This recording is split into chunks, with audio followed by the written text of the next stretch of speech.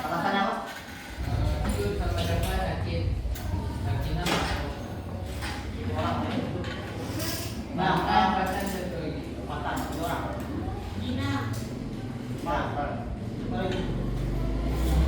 Jadi lu apa saya?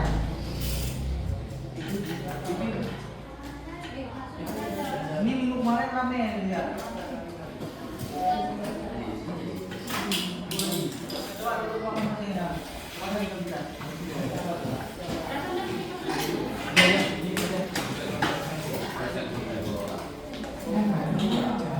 Depan.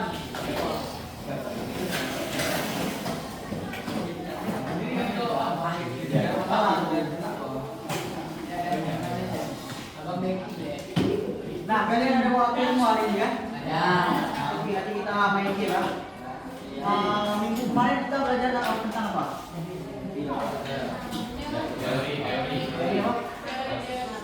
Teori masuk Islam.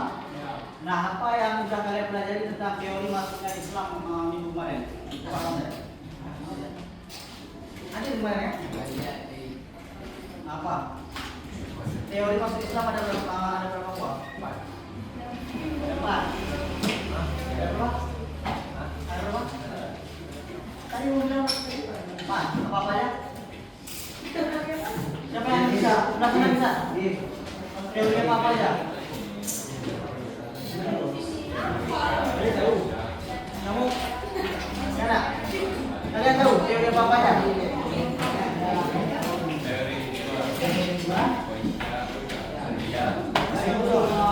Teori masuknya agama Buddha.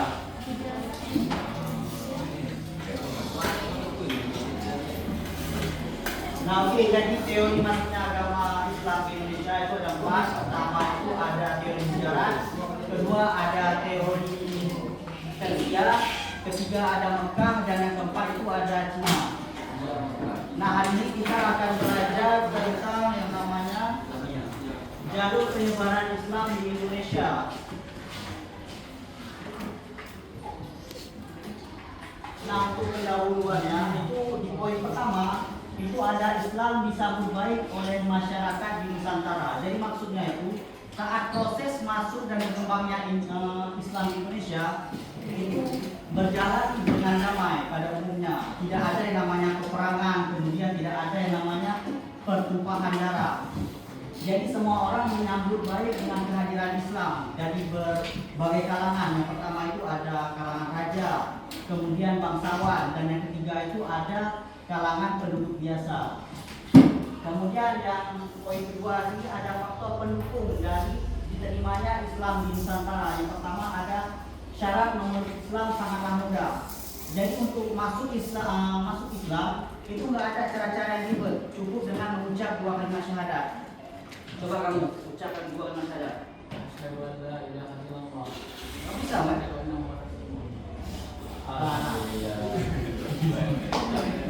Nah, jadi cukup mengucap dua kalimat syahadat. Yang kedua itu ada tata cara peribadatan yang sederhana. Nah, jadi enggak seperti agama-agama yang lain. Agama Islam itu cukup simpel tata cara peribadatannya. Seperti misalnya kita sholat, cuma butuh yang namanya air untuk wudhu, kemudian pakaian yang suci. Bukan yang bersih ya, tetapi yang suci. Karena suci belum tentu bersih dan bersih belum tentu suci. Ketiga tidak ada pelapisan sosial. Nah, sama seperti sebelumnya, agama Islam itu tidak seperti agama yang lainnya. Misalnya agama Hindu Buddha itu ada yang namanya sistem pelapisan sosial, yang namanya itu sering disebut dengan kasta. Jadi agama Hindu Buddha itu ada beberapa kasta ya. Yang pertama ada yang tertinggi, ada kasta Brahmana. Yang kedua ada kasta Ksatria, dan yang ketiga ada yang namanya kasta Sudra, kasta yang paling hina menurut agama Hindu. Jadi menurut agama Islam tidak ada pelapisan sosial. Jadi semuanya sama rata, mau dia kulitnya hitam, mau kulitnya putih, itu sama aja semuanya. Poin selanjutnya, ada banyak pihak yang berperan penting dalam proses penyebaran Islam. Nah, jadi dalam proses penyebaran agama Islam itu seperti ulama, mubalik, kemudian raja, ada bangsawan, kemudian rakyat biasa, itu di tulisan-tulisan terdahulu berperan sangat penting dalam penyebaran agama Islam di Indonesia. Sampai sini apakah ada pertanyaan? Saya harap perhatikan ya, karena nanti kita main game, minimalnya ada 5 materi ini.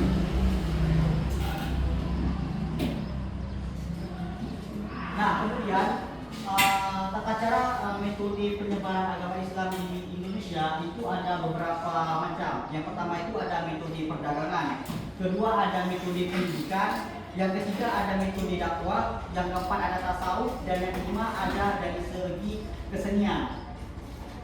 Dari perdagangan terlebih dahulu. Jadi perdagangan merupakan jalur pertama dan utama penyebaran Islam di Indonesia. Jadi perdagangan ini merupakan metode yang paling kentara dalam proses penyebaran Islam di Indonesia. Jadi menurut Tom Pires, dia mengatakan bahwa pada sekitaran abad ke-7 hingga abad ke-16 itu jalur lalu lintas perdagangan di Nusantara itu sangatlah ramai. Bisa dilihat bahwasanya pedagang-pedagang dari Nusantara dan pedagang-pedagang asing yang beragama Islam dari Gujarat, kemudian dari Timur Tengah seperti Mekah dan Persia itu saling bertemu dan bertukar pengaruh. Pengaruh di sini itu maksudnya adalah pengaruh Islam. Kemudian di sini ada pekojan. Kalian tahu nggak pekojan itu apa? Kalian tahu? Minggu kemarin saya sudah baca buku materinya, saya baca. Kan HP kan ada. Kelompok ini ada buku, ada baca enggak?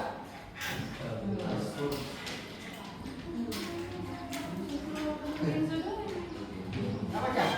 Nggak baca? Nah, gitu. Jadi pekojan ini merupakan pemukiman yang berada di pesisir pantai. Nah, jadi kan pekojan ini lahir karena pedagang-pedagang dari negeri yang jauh tadi seperti Gujarat, kemudian Timur Tengah itu saat datang ke Nusantara itu kan dalam keadaan capek, lelah. Jadi mereka membangun kemah di pesisir pantai. Jadi namanya pekojan. Jadi lambat laun dari waktu ke waktu makin banyak penduduk di sana yang awalnya cuma mendirikan kemah menjadi yang namanya pemukiman yang besar. Dan di situ pula pengaruh Islam semakin besar di sana. Jadi karena pekojan ini pula bisa kita lihat kerajaan-kerajaan di Nusantara seperti Demak, kemudian Samudra Pasai itu terlahir dari daerah-daerah pesisir pantai. Kemudian ada para pedagang menjalin kontak dengan para adipati wilayah pesisir. Nah, dengan adanya jalinan kontak dengan para adipati, ini para pedagang ini bisa masuk ke kawasan di sana dan menyebarkan pengaruh Islam di sana. Jadi ketika pengaruh Islam sudah tersebar di yang namanya kerajaan, misalnya rajanya masuk Islam, jadi rakyat-rakyatnya juga dengan mudah bisa masuk ke dalam agama Islam. Jadi dengan adanya otoritas kerajaan, pengaruh Islam bisa dengan mudah tersebar ke penjuru kerajaan. Kemudian ada metode perkawinan. Di poin pertama ini ada para pedagang menikahi warga lokal. Bukan hanya warga lokal seperti pribumi, para pedagang ini juga menikah dengan para bangsawan seperti putri-putri daripada adipati tadi. Kemudian ada juga yang menikah dengan anggota kerajaan. Apa?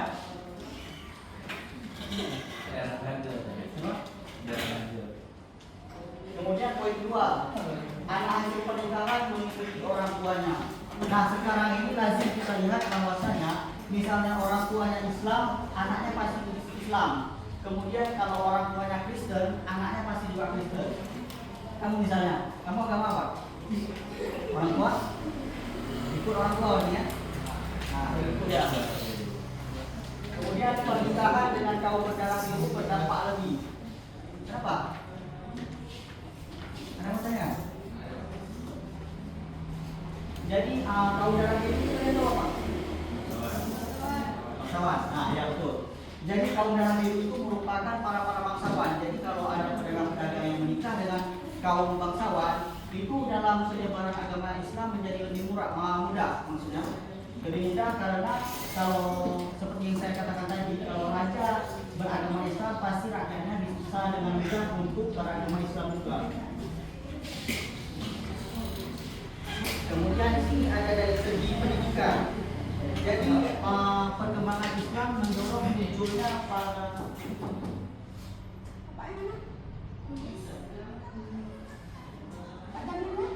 pajaknya uji pos bu, kakaknya belajar tadi.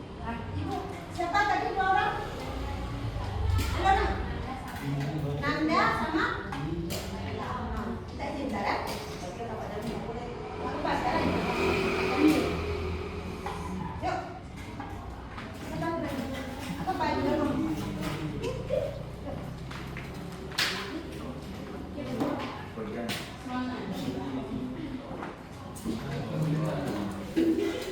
Oke, di poin pertama itu bisa kalian lihat perkembangan Islam mendorong munculnya para ulama dan mubalik. Jadi para ulama dan mubalik ini membangun yang namanya pondok-pondok pesantren di tiap-tiap wilayah di Nusantara. Jadi banyak santri-santri yang datang ke pondok tersebut untuk belajar ilmu agama, dan setelah ilmu agama daripada santri-santri tersebut sudah cukup paham dengan agama Islam, maka mereka kembali ke daerah asalnya untuk mengajarkan agama Islam ke daerah-daerah mereka. Bisa kita lihat metode pendidikan ini sangat efektif dan efisien. Kenapa? Karena bisa kita lihat bahwa pengaruh agama Islam itu berkembang hingga ke daerah-daerah pelosok yang ada di Nusantara. Kemudian poin kedua ada pesantren awal yang ada pada saat itu. Yang pertama ada pesantren Ampel Denta. Jadi pesantren ini didirikan oleh Sunan Ampel yang ada di Surabaya. Kemudian ada pesantren Sunan Giri, itu didirikan oleh Sunan Giri, berada di Surabaya juga. Pesantren ini sangat terkenal oleh di kalangan rakyat Maluku. Kenapa? Karena banyak santri-santri dari Maluku yang pergi ke pesantren tersebut untuk menimba ilmu, dan banyak juga kiai-kiai dari pesantren tersebut yang pergi ke Maluku untuk mengajarkan ilmu agama di sana. Kemudian di sini ada beberapa ulama dijadikan penasehat keraton. Jadi ulama itu tidak hanya dijadikan sebagai pendidik di yang namanya pesantren, tetapi juga dijadikan penasehat di keraton. Seperti misalnya Kiai Ageng Selo merupakan guru dari Sultan Wijaya yang menjadi cikal bakal daripada pendiri kerajaan Mataram. Kemudian ada Syekh Yusuf Al-Makassari, itu guru dari Ageng Tirtayasa yang cikal bakal juga menjadi sultan daripada Kesultanan Banten.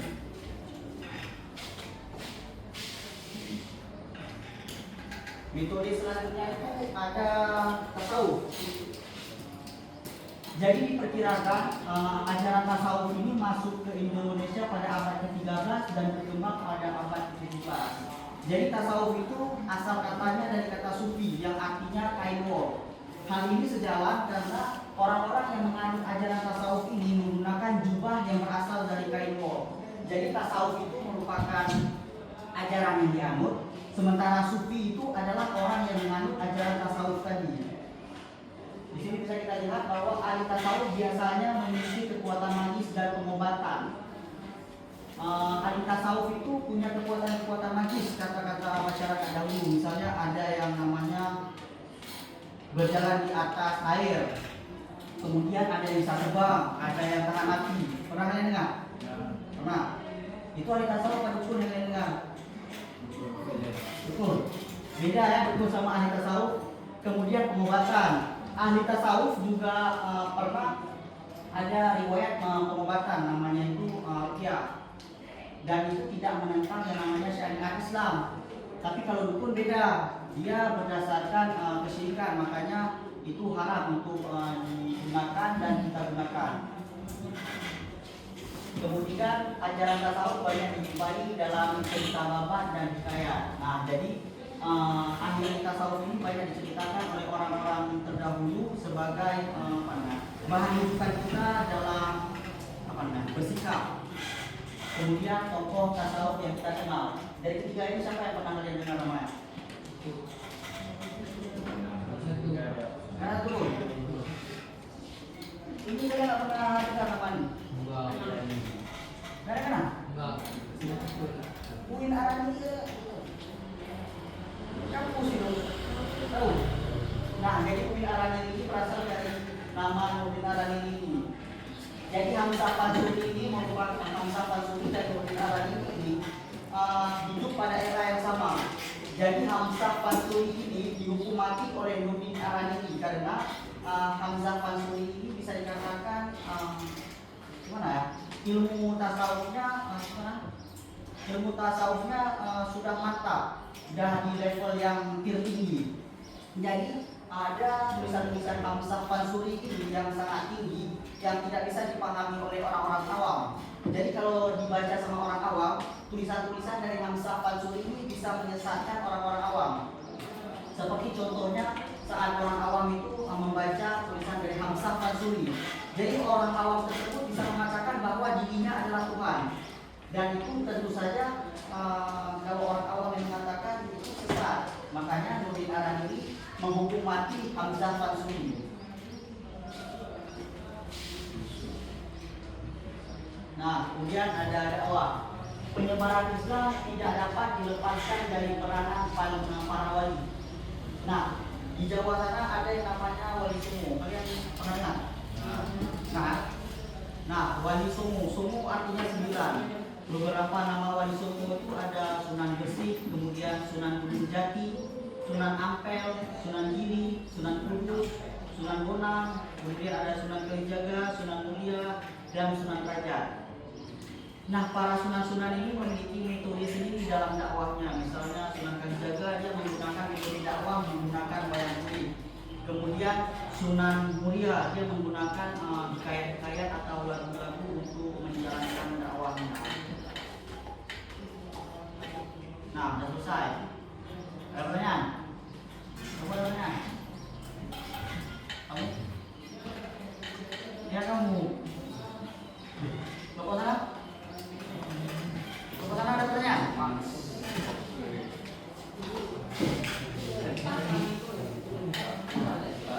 Masuk di Indonesia di daerah mana?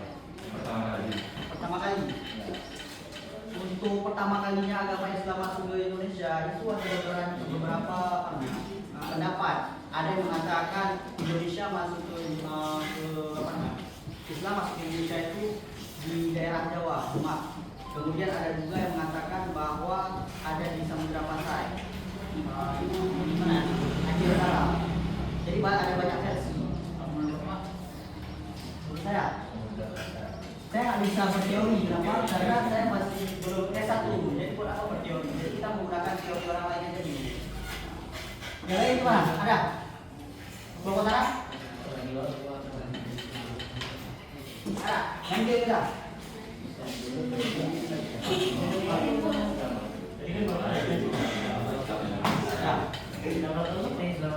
Kita bakal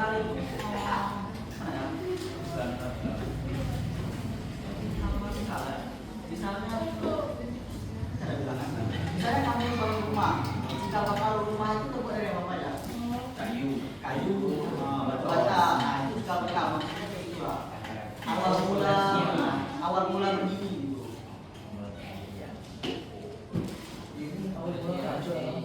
Yang lain pada ada pertanyaan?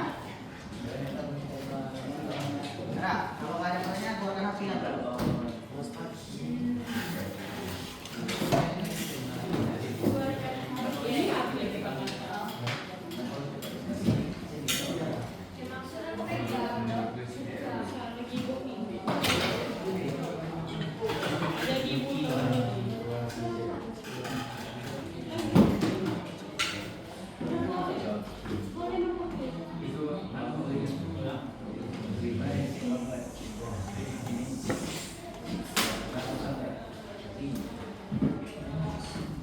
Coba scan barcode-nya.